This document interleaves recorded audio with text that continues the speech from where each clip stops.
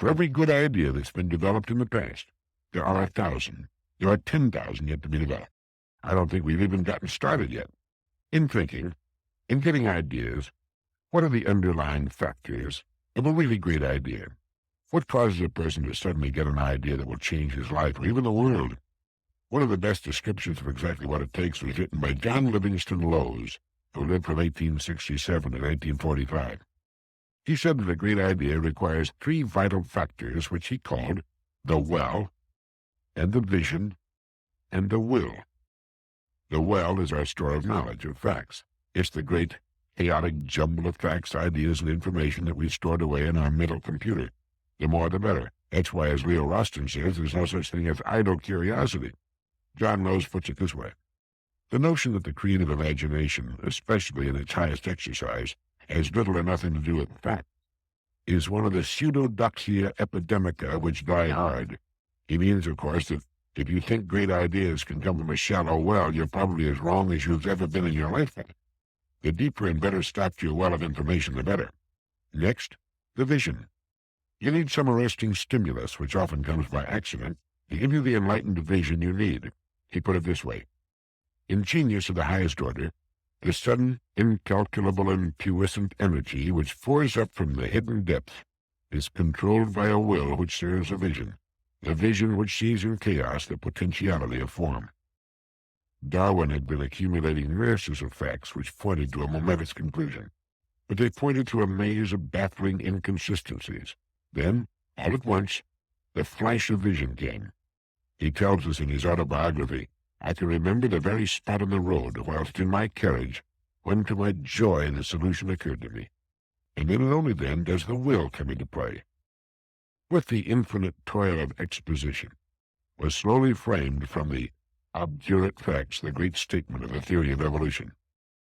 For Milton, the leap of the imagination in a garden at Woolsthorpe on a day in 1665, from the fall of an apple to an architectonic conception cosmic in its scope and grandeur, is one of the dramatic moments in the history of human thought.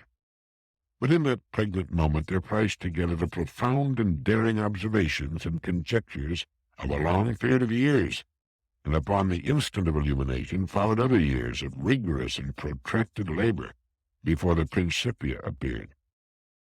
With all great ideas, it was first a long collection of information for the deep well of the subconscious mind, the storage of information.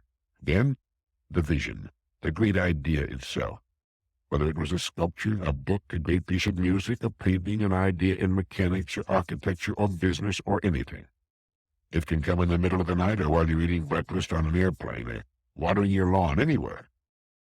And then comes the will, the determination to do the work necessary, no matter how long it takes, to make the idea a thing of reality.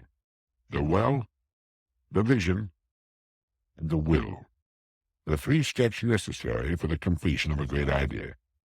It's been written that the road to Xanadu, as we have traced it, is the road of the human spirit, and the imagination, voyaging through chaos and reducing it to clarity and order, is the symbol of all the quests which lend glory to our dust.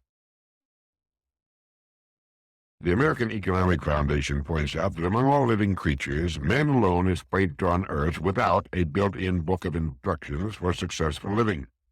Aside from a strong instinct to protect himself with weapons and to better himself with tools, man is born without knowledge of his own nature. Insects, animals, and birds know instinctively and intuitively what they have to do and how they have to act in order to live successfully. They do not have to wonder where they come from, where they're going, what rights and obligations they have, whether they were meant to live free or in bondage. Men, on the other hand, don't even agree on what kind of government best suits their social and economic needs. Man has weak instincts, and to add to his confusions, he has free will, which means that he can successfully contradict his own impulses. Man desires peace, yet is easily stimulated to war. He treasures private possessions, yet justifies stealing. He is capable of both tenderness and brutality. In other words, from the beginning, our ancestors were the original crazy mixed-up kids, and it must be admitted modern man is still far from rational. His only clues to the rules that will assure an orderly, productive life lie in the history of human experience, the written record of the socio-economic experiments and ideas that succeeded, and of those that failed. The trouble with record-keeping, however, is twofold. First, man did not learn to write until about 5,000 years ago, and second, most of the writers of history have not always told the truth. In the written history of man, however, can be found a set of operating principles that has been proven many times over to fit the nature of man and to create a climate of progress. By studying these principles, man can gain knowledge of his own nature and learn how to act in ways that benefit rather than injury. And heading the list is man's most important need: freedom. There is no evidence in history that man can prosper without the exercise of freedom. The most obvious natural trait of economic man is that he does his best work, that is, makes the best use of his muscular and mental energy when he is free. He produces best when he is making his own plans and devising his own methods of carrying them out, with the knowledge that whatever the results may be, they are his results, and that whatever the fruit of his labor may be, they too are his. So it's clear, therefore, that the first requirement of prosperity is individual freedom of choice and action. But I'm not too sure that this story is being properly told to our young people in school, nor has it been properly told for decades. In June 1972, an article appeared in the Intellectual Digest titled, "Never Underestimate the Power of Children." It was written by Rudolf Dreikers, M.D., Professor Emeritus in Psychiatry, Chicago Medical School, and Director of the Alfred Adler Institute in Chicago, and by Bernice Bronya Grunwald and Floy C. Pepper, who is Coordinator of Instruction, Multnomah's County Intermediate Education District, Portland, Oregon. In the article, it's pointed out that although we assume that many children could achieve more than they do, in many instances we equate what the child is doing with what he can do. Educational progress depends on the ability of the teacher to perceive the untapped resources of the student and to develop techniques of using these resources to best advantage. In both regards, our present culture is remiss. We hardly acknowledge the tremendous potential of each child, and we lack in our educational institutions the ability to evoke their latent talent. Indeed, it often seems that we systematically prevent the development of children while trying too hard to foster it. They go on to write, "While we cannot base our estimate of the child's potential on any reliable proof, we find some agreement among people with vision that we're all operating at about 15% of our potential ability. If anything close to this estimate is correct, then we can attribute this general artificial restriction in our functions to the practice of impeding the development of our children. We have advocated for many years the proposition," they write, "that children could learn within the first 10 years everything that presently a college graduate knows." And at the end of the article they write, "The force behind every human action is its goal. To a certain extent, everybody knows what he wants and he acts accordingly. More frequently, he is not aware of his goals. The consequences of his actions, however, reveal his intentions, whether he is aware of them or not. The individual has the power to move in any self-determined direction. All his actions, qualities, and characteristics, as well as his emotions, can be understood by his effort to find a place for himself in society. A child's actions may be based on faulty assumptions about life and about himself. Although his behavior may appear to be inappropriate, it reflects his conviction that this is the only possible way for him to be significant. He cannot perceive reality as it is, only as he interprets it. How the child looks at life, at others, and at himself, and what he decides to do about it, depends on his private logic. Asking a child why he does something wrong is useless. He doesn't know. The trained educator has to help him to understand himself, his goals, his private logic." Well, it was an excellent article in what I consider to be a consistently excellent magazine, and I recommend it to you. Let's take another look at that line that goes, "The individual has the power to move in any self-determined direction. All his actions, qualities, and characteristics, as well as his emotion, can be understood by his effort to find a place for himself in society. A child's actions may be based on faulty assumptions about life and about himself." Amen. The way most children are raised in the home and in the school is to give them a completely cockeyed picture of what life in a free society can be like. They're taught to play it safe, to avoid risks of any sort, to fit in, to conform, to be one of the group, one more sheep in the herd, They're taught to tiptoe through life instead of dance and run through it. And their store of information regarding basic economics and why our system offers unlimited opportunities for growth and fulfillment for the individual is minuscule, or more usually, absent. One of my favorite thinkers and writers, Leo Rustin, wrote a piece for a World magazine titled The Power of Positive Nonsense, in which he debunked some popularly held opinions. Popularly held opinions are almost always wrong. He begins by quoting the American humorist Frank Hubbard, who once commented, "'Tain't what a man don't know that hurts him, it's what he knows that just ain't so." And he says, "I know of no sounder, truer precept. I never cease being dumbfounded by the unbelievable things people believe. The cockamamie cant they convert into credos, the trumpery they never question, the twiddle, twaddle, and 14-karat drivel they incorporate into that body of unknowledge, the veracity of which everyone, in quotes, accepts. I sometimes think," he writes, "that nothing on our dizzy globe is more widely spread, more deeply rooted, more revered or fiercely defended than baloney." And as one of several examples, he cites the hallowed phrase, idle curiosity. "I get an acute attack of the glums," he writes, "when I consider how many upright, unthinking citizens use that oxymoron day in and day out without the slightest awareness of its idiocy. If you think about it for as long as 6 seconds, you surely must realize that the one thing curiosity cannot ever be is idle." And then going back to the article on children by Dr. Dreikers, "The greatest obstacle to growth and development, to learning and to improved function, or even to continued function on the level already reached, is discouragement, doubt in one's own ability. Our present methods of raising children confront them with a series of discouraging experiences. One either does for them what they can do for themselves, protecting and spoiling them, or one scolds and punishes. In either case, the child is deprived of the experience of his own strength." So if you think for a moment that our kids are not presented with the real facts as to their potential for growth in a free economy, and combine the fact that they are repressed into conformity with minimal standards of achievement, and consider that they see their parents and neighbors living largely parasitical lives, doing no more than they have to in order to squeak by, and that they often live in a home environment of intellectual and creative poverty, and you begin to understand why they carry from 85 to 95% of their true potential for achievement, joy, satisfaction, and fulfillment to the grave with them, unused and undreamed of. The idea is seldom, how much can I do, how far can I go? It is instead, how safe can I play it? How can I get by with a passing grade? How can I keep out of trouble? And the odds are about 95 to 5, give or take a few percentage points either way, that you and I were raised in that kind of an atmosphere, one of passive submission.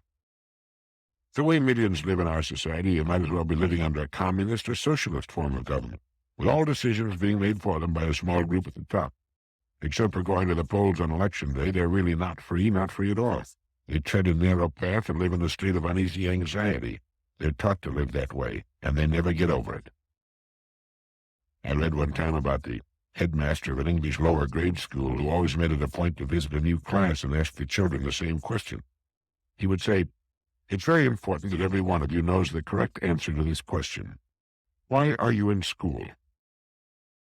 One by one, he would ask the children to answer the question, and they would try their best, but never come up with the right answer. After they had all stammered out their wrong answers, he would say, "None of you answered the question correctly. Here is the correct answer. You are in school to learn to think. And the next time I ask you that question, don't just parrot the right answer. Understand it. Think about it.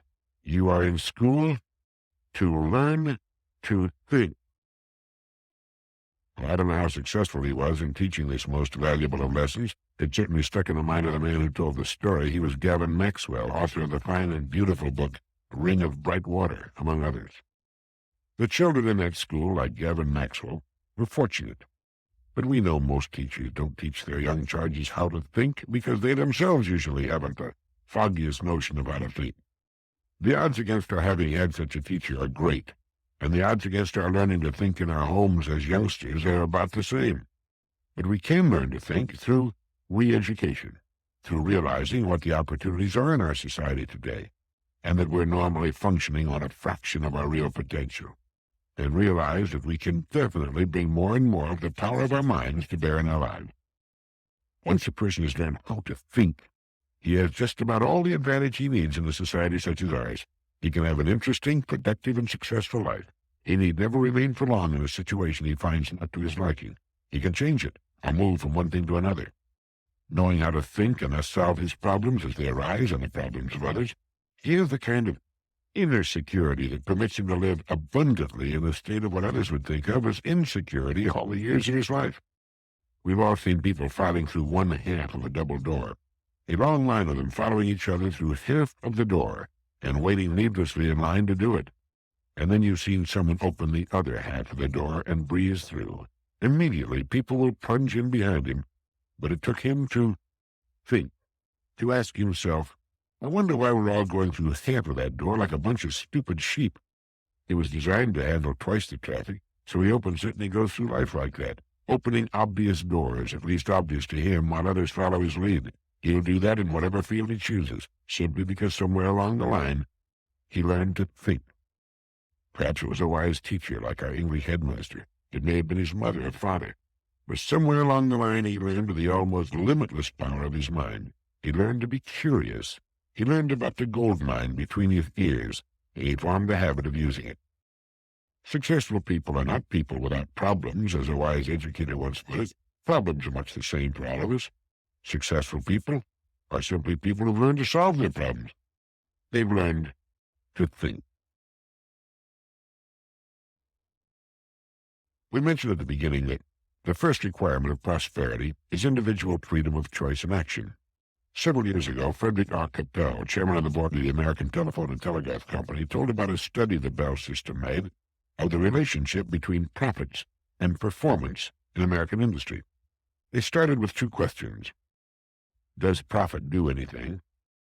Is it only a result, or does it also cause things to happen that affect our economy? Their conclusion was that good profit, good business performance, and healthy economic progress all go together. But the men who made this study went further.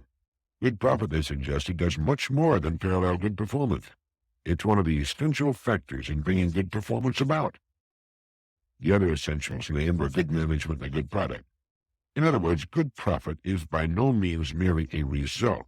It is also causative, dynamic, and energizing. Of the businesses analyzed, those that earned well had better growth records, with all that connotes of value delivered to consumers, than those that earned poorly. The more profitable companies put more investment, including more retained earnings, into new and improved equipment. They did more research and more innovating. They offered better job opportunities, and they contributed more to community well-being.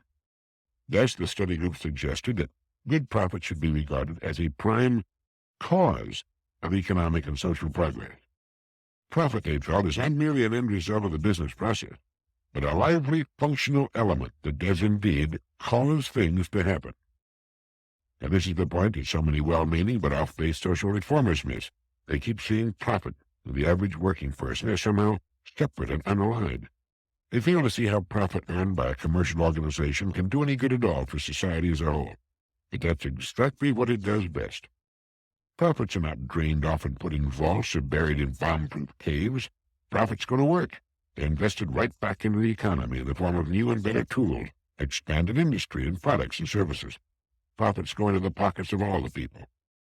The best-paid human beings on Earth, with the highest standards of living on Earth, will always be found in the zones of profit. The least profitable a company or a country or an entire part of the world, the more downtrodden will be its people in all areas of their lives. They will have less money, less food, poorer shelter, poorer schools, poorer medical attention, and so on. Profits to a business can be compared to a salary to a person. The more there is, the more gets pumped back into the economy, the more is spent. Cutting down on profits is like cutting down on a man's wages. It doesn't only hurt him and his family. It hurts the whole community. Everybody loses. Even taxes come out of profit. Profit is a prime cause of economic and social progress. It is not merely an end result of a well-managed business, but a lively, functional element that causes things to happen. And I believe that we're swinging around to a well-ordered, human-directed attitude toward business and profits never before known in the human community. In talking about ideas that we want to pass along to our kids, in school, and more importantly in the home, of all the qualities that parents can instill in the children, which would you say is the most important? Sometime back, the editors of a business magazine conducted a survey on what qualities it takes to be successful. They didn't indicate what they meant by successful, but since the survey was by the editors of the business magazine, it was naturally assumed that what was meant was success in business. Well, interestingly enough, the same number one quality emerged for success in business that came up for success as a father or mother. And do you know what that single quality is? One word: integrity.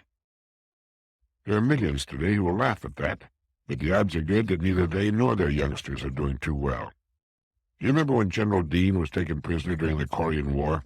The Chinese communists led him to believe that he was soon to be executed. It was a calculated part of a torture, and General Dean thought they were going to kill him. In what he thought was to be his last letter to his wife, he included instructions for his son, and he wrote, "Tell Bill, the word is integrity." Children who are taught the importance of integrity never seem to lose it. It becomes a part of their being, their way of doing things, and more than anything else, it will guarantee their success in life as persons. Integrity is what a man wants in his wife, and she in him. That's what we look for and hope for in a doctor or a dentist, the man who designs and builds our home, the man we work for, and the people who work under us. It's what we want more than anything else in a politician or an appointed official, in judge and police officer. Integrity is honesty, but much more than the superficial kind of honesty that keeps a person from stealing or cheating. Integrity is a set of mind and character that goes all the way through, like good solid construction. If a person is offered a large bribe, and for an instant weighs the strains of the bribe against the chance of discovery, he's not an integrous person. He's simply an expedient person, playing it safe, a basic crook. The integrous person cannot countenance a bribe. It goes against his grain. You might as well ask him to flap his arms and fly like a bird. There's no way he can do it, any more than General Dean could possibly do what the enemy wanted him to do under the threat of execution. It didn't enter his mind. And integrity, or the lack of it, is generally taught in the home, in little as well as big things. In business or in life, the number one quality is integrity. For most people, it would seem getting through life is a matter of managing a compromise between integrity and expediency. Integrity is all well and good, and everybody would like to have the word apply to him, but at times it is usually thought one is perhaps best to wink at integrity and indulge in a little larceny, or remain silent when to speak one's mind might result in a loss of popularity or ostracism or some kind.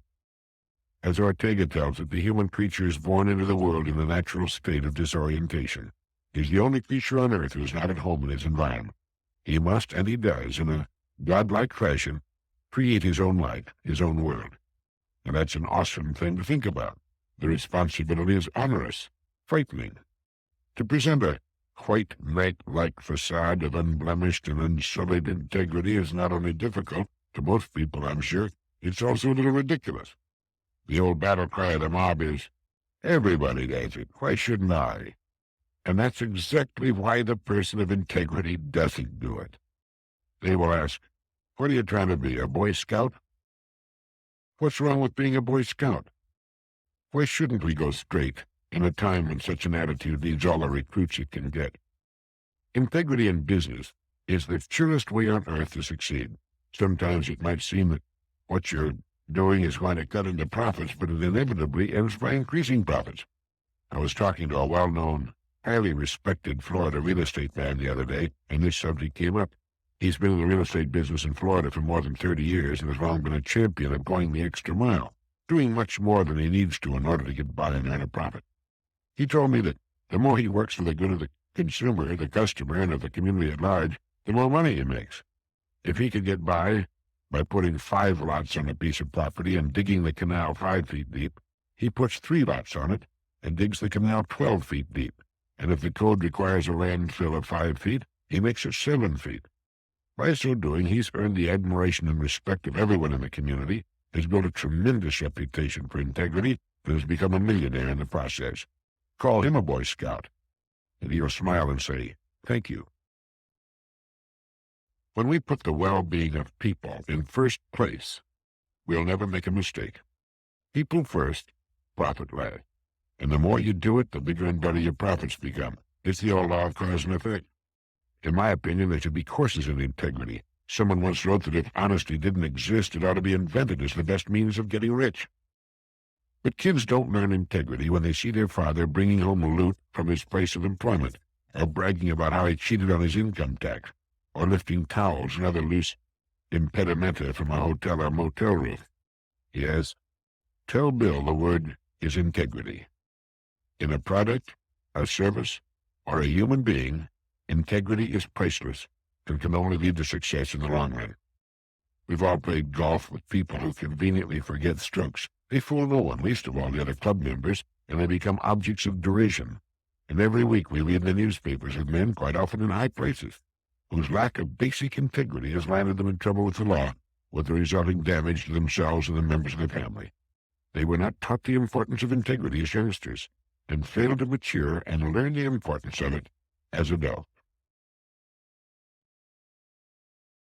I came across a great line the other day. It was written by Emmanuel H. Demby, and it goes, "Self-confidence is like a psychological credit card." It's true. And to my mind, the best way to develop self-confidence is to know that you're operating on absolutely sound ground rules. And the majority, I'm afraid, does not do that, not because they wouldn't if they knew what the rules are, but because their education is faulty. To again quote Frank Hubbard and Leo Roston, "Ain't what a man don't know that hurts him. It's what he knows that just ain't so."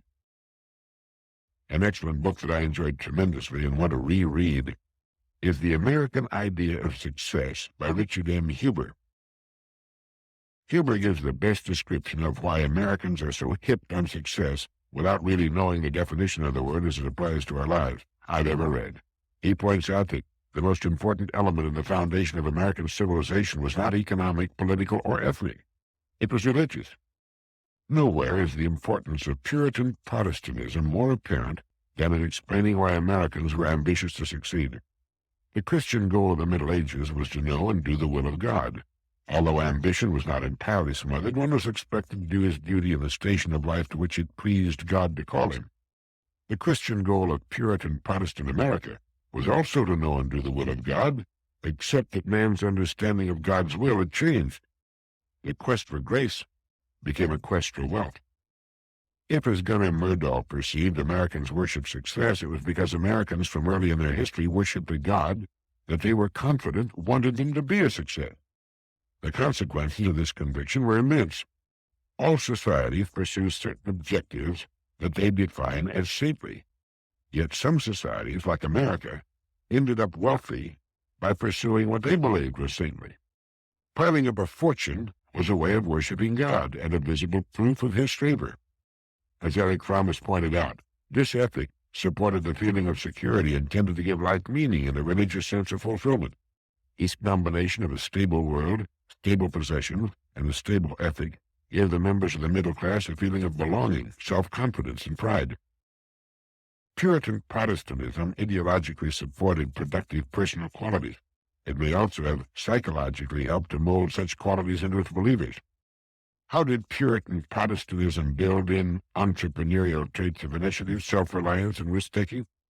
Well, rather than a priestly intermediary standing between man and God within an authoritarian framework, which might have led to passive dependency, Protestantism stressed individual decision-making, with no intermediary between man and God. This process translated itself into individual decision-making in secular affairs. The burden of private judgment with respect to sin was carried over to an acceptance of the burden of private judgment in business, a confidence in oneself to make decisions, to innovate, to act. This foundation of religious values and their psychological consequences was strengthened by other causal forces that helped to explain why Americans were ambitious to be successful. Puritanism struck at laziness with the stick of guilt. Capitalistic values tempted ambition with the carrot of self-interest, and by the end of the 18th century, reaching for the carrot was not only for the good of the self, but for the good of all. Adam Smith pronounced the doctrine that the justification for the unregulated pursuit of one's own self-interest was the generally unintentional promotion of the public welfare. Puritanism and Adam Smith had bequeathed a good conscience to the businessman. Doctrines of economic and political individualism encouraged the ambitious to get on. What the rights of the voter were to political democracy, the achievement of the self-made man was to economic democracy. Individualism was encouraged by an optimistic belief that one could rise in a land of opportunity. You can't keep a good man down. In the American open class system, status was attained by achievement rather than by ascription. No titles or legal safeguards protected an individual from skidding into an inferior class position during his own lifetime. At the same time, he was not formally denied entrance into a superior status. Every generation in America has had its nose pressed against the window pane, dreaming above its station, and encouraged to do so by the values of the society. And one of the shaping influences for this competitive drive was the school system. Americans had faith in education as an escalator to lift their children to a higher economic and social position. Designed to arouse the competitive drive in children was a whole battery of marks, prizes, and degrees from the first grade through high school that measured how a student stacked up against his schoolmate. What instilled ambition in the child was a process of thinking in which achievement was measured by a recorded reward.